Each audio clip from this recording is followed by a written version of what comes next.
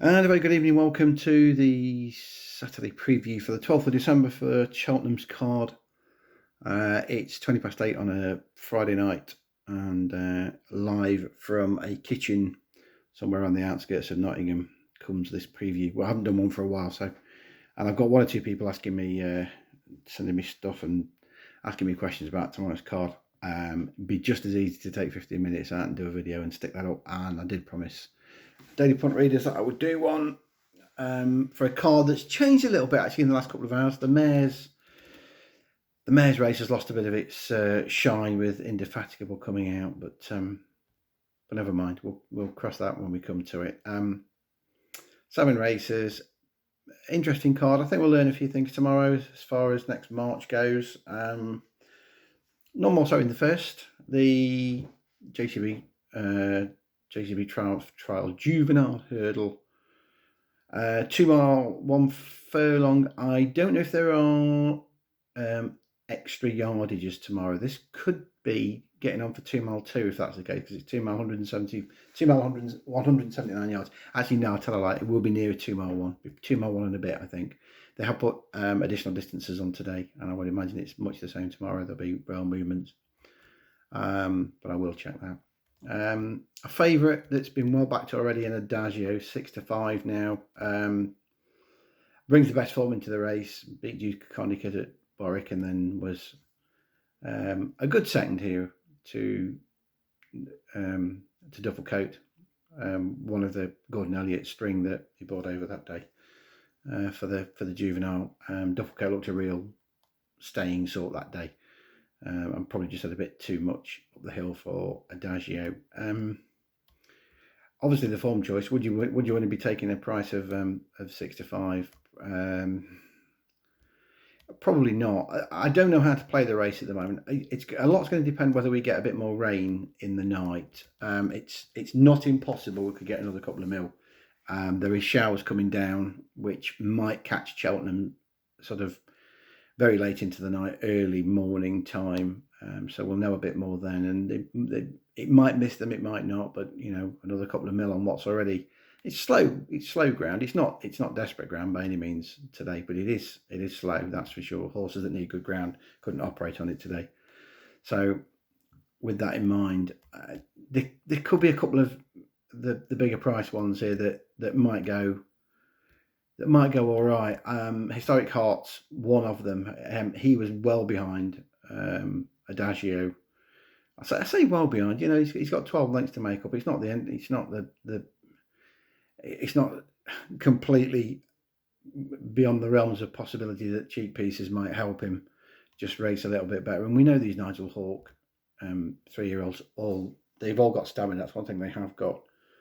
And the way he sort of went about his business, just last time, just marked him out as a stayer. He sort of got himself in touch. Then he got himself detached again just as quickly, and then merely plugged on at one pace. If the cheap pieces help him travel a little bit better, I could see him getting closer to Adagio. I'd want 33.40 as an each way bet about him, but he's not without some hope. Given there's 1 or 2 in here that I think, are. They've got to improve on what they've done. Son of Red's a 9-2 chance, and his win at Newcastle is certainly no better than what 1 or 2 of these have done, including Historic Heart so far. Blue Slate as well. I'll put £2 up at 200 on Betfair if you want to get me matched. £4 actually. Put £4 up at 200 if you want to match me. Again, another one that just looked an absolute out and out stayer. Came out of a Leicester cellar that's worked out all right actually at a very low level. And then just ran them into the ground at Leicester, and I did have a little bit that day with extra places. I didn't take the 50s, I bet it at a lower price, but still off the back of the effort in the cellar, which wasn't that bad. A lot to do, but again, just if the rain comes, might sort of get himself a bit more involved than perhaps he should. Other than that, not a race. As I say, I don't think there's a lot else, but if you want to lay me 4 at 200, then feel free. Similarly, the Novices Chase that follows, interesting race, but again, it's not a betting race.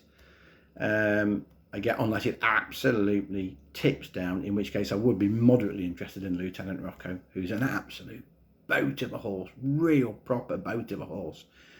I was really taken with him when he won at Chepstow last year, ploughed through the mud that day with Robbie Power on a novice early, and I marked him out. He'd be a nice chaser, but he needs it really, really soft. That aside, no great opinion on the race. Fuso Raffles going back up in trip might help him. Chantry House, the one to beat. Keldastan, I don't think we wanted desperate. I know he's won on heavy ground before, but it was a race where none of them particularly wanted heavy ground. So just not a betting race for me. Happy to sit and watch it.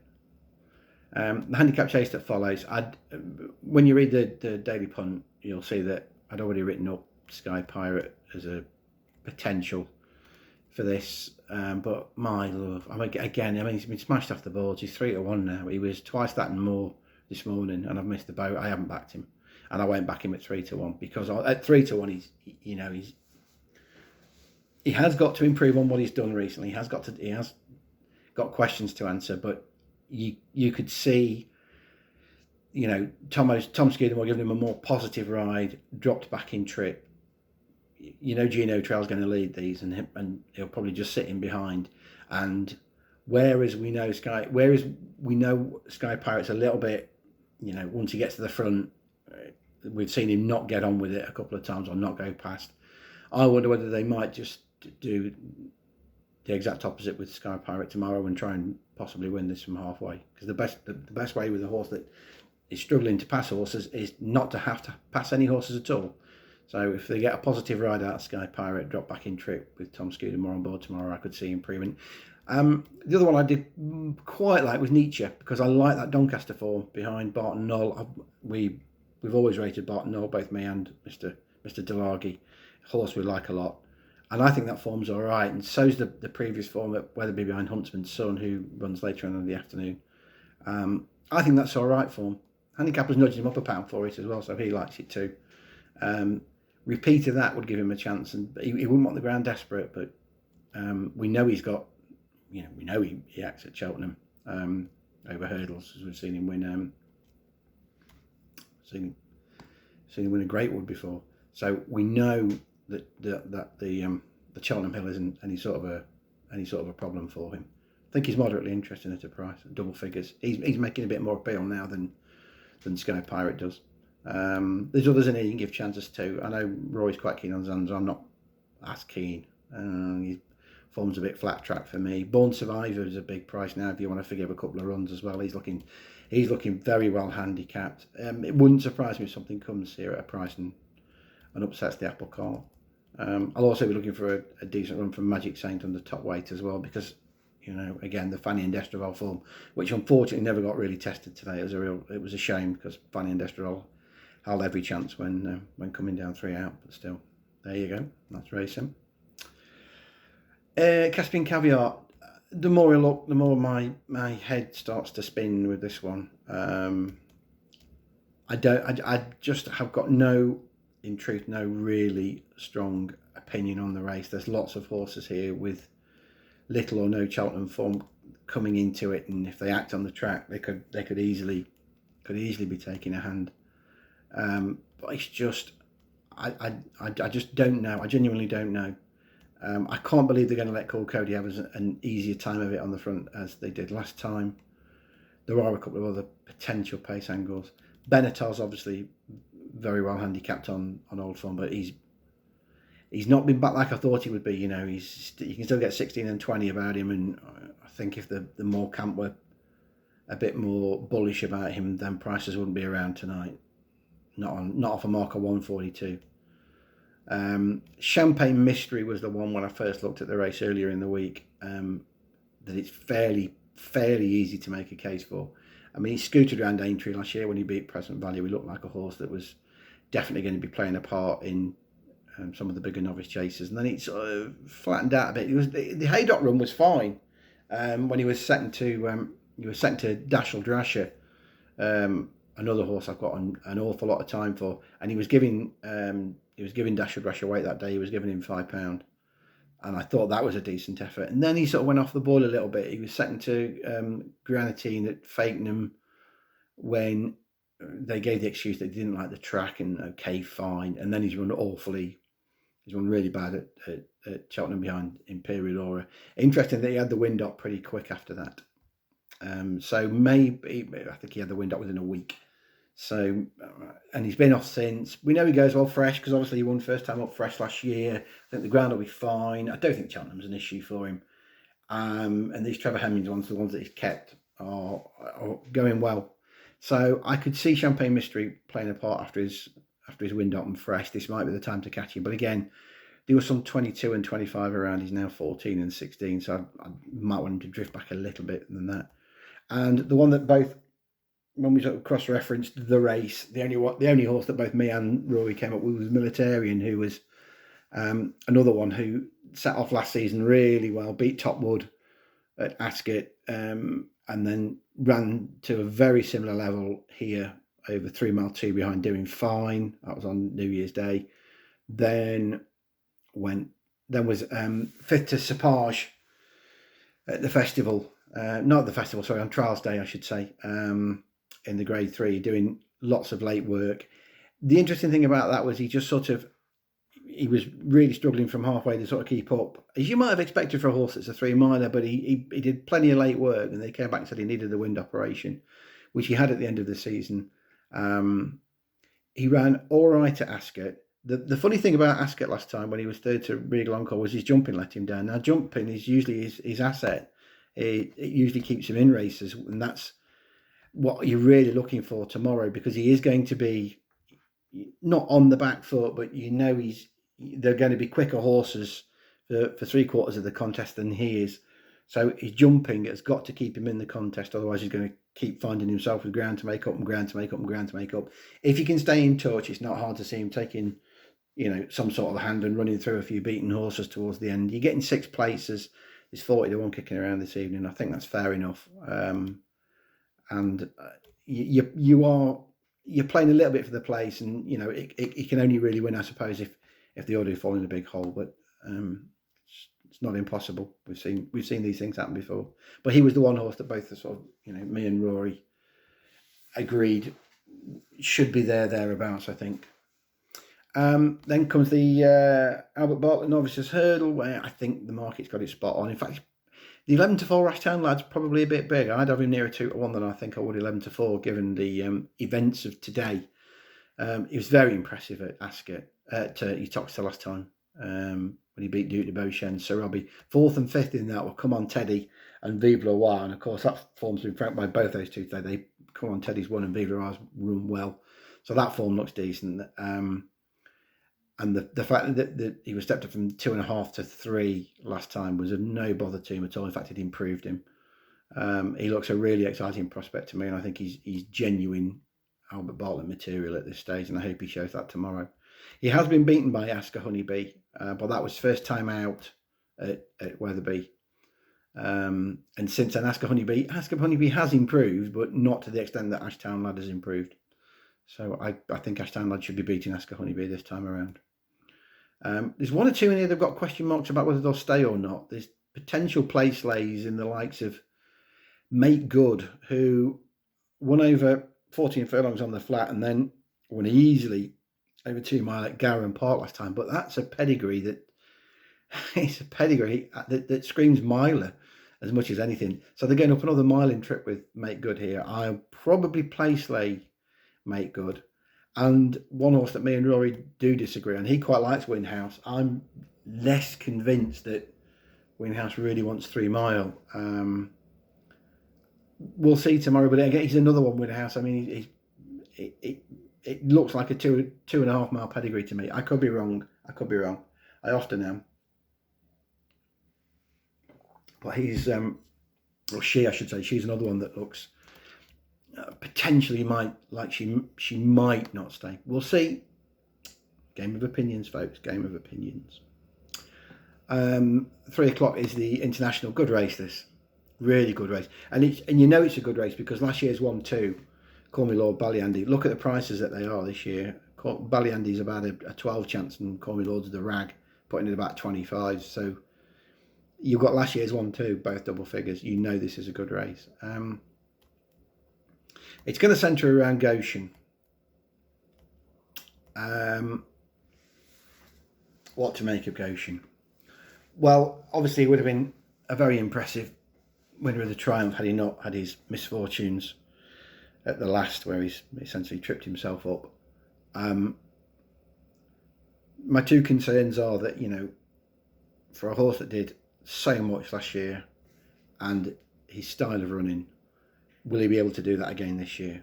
I had the similar issues with All Mankind, and I thought he might be a bit burnt out this year, and I'm wrong with All Mankind, and I know why I'm wrong with All Mankind after seeing him in the flesh at Sandown last week. He's just a different horse this year. He's just settled now. He used to be such a live wire pre-race, but he was the calmest horse in the paddock last week. He really was. He was just so laid back.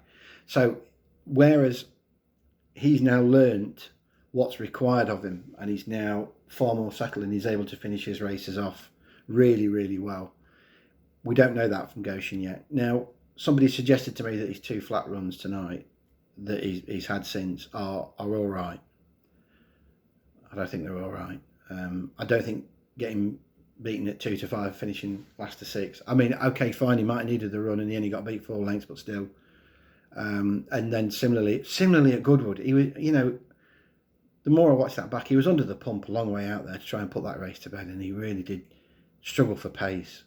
He really did struggle for pace. So I think he's got a bit to prove tomorrow, Goshen. He needs to step up on what he's done, but that's always the case from 3 to 4. You always need to step up on what you've done. So, in some ways the figures are irrelevant, but I think he needs to do more, and I think we're going to learn tomorrow, what we're going to expect out of Goshen for the season. We need a star, so I hope I'm wrong in a way, but we need, Epatante needs some company at the head of the champion hurdle market and some proper competition, and Goshen could provide that, but I have my concerns. And regardless of that, look at the quality of this field. This is a proper quality field, with genuine graded horses in. So Royale's looked, a happier horse this year back over hurdles. Not that he ever looked an unhappy horse, but he's looked really happy. Song for Someone winged his way around Ascot. I mean, he's a grand horse, isn't he, Song for Someone? And he's got that nice profile of a sort of 2.5 miler that often wins champion hurdles. I've been really taken with Song for Someone. Somerville Boy, you got a supreme winner there, for goodness sake, and he's double figures. I think it's a really interesting experiment bringing him back to 2 miles, because I effectively think he is a 2.5 miler. I've always maintained that he's a 2.5 miler, that he doesn't quite get the 3 miler. And again, go back to what I've just said. 2.5 milers often go well in champion hurdles. So it'd be fascinating to see how Somerville Boy gets on tomorrow. He might just get tapped for a bit of toe, but if he's there at the top of the hill, Silver Streak, these are good, consistent horses at the top level. Verdana Blue as well. So Goshen's got a task on tomorrow, and we'll know a lot more about Goshen and where he fits into the pecking order tomorrow.